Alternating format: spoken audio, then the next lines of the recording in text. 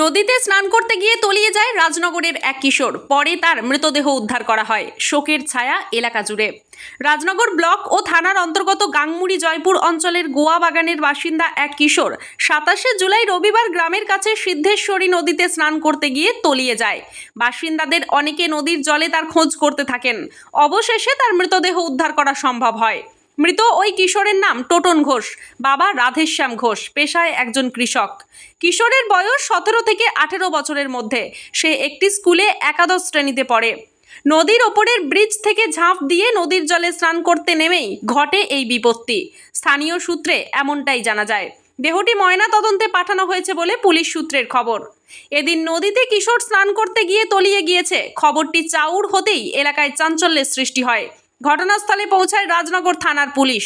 ছুটে যান বিডিও সহ আরও অন্যান্যরা। সিউড়ি থেকে বিপর্যয় মোকাবেলার টিমও এসে পৌঁছায়, কিন্তু ততক্ষণে বাসিন্দারা রুহিদা ঘাটের কাছে খুঁজে পান কিশোরের দেহ। জল থেকে তোলার পর দেখা যায় কিশোরটি মারা গেছেন। কান্নায় ভেঙে পড়েন বাড়ির লোকজন, আত্মীয় স্বজন এবং বাসিন্দারা। এলাকায় নেমে আসে শোকের ছায়া। দেহটি ময়না তদন্তে সিউড়ি পাঠায় রাজনগর থানার পুলিশ। বর্ষার মরশুমে নদীতে এইভাবে স্নান করতে যাওয়া বা ব্রিজ থেকে নদীতে ঝাঁপ দিয়ে স্নান করতে যাওয়ার ক্ষেত্রে অভিভাবকদের আরও বেশি তাদের বাড়ির সন্তানদের বিষয়ে সচেতন হওয়া জরুরি বলে মনে করছেন অনেকেই।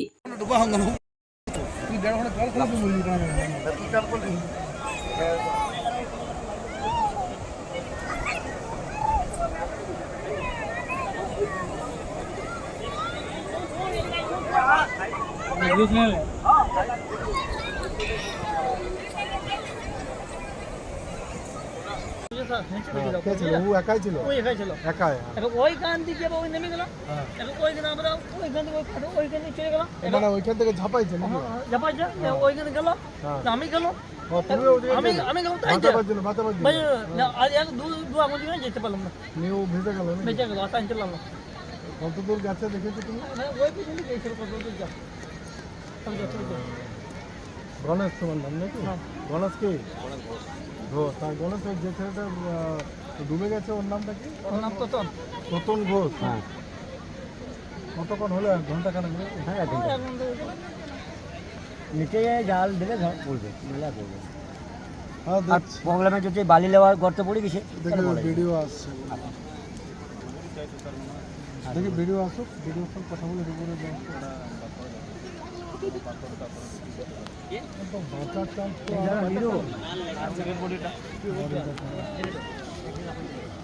বীরভূমের রাজনগর থেকে মোহাম্মদ শফিউল আলমের রিপোর্ট, সোজা কথা নিউজ, পূর্ব বর্ধমান।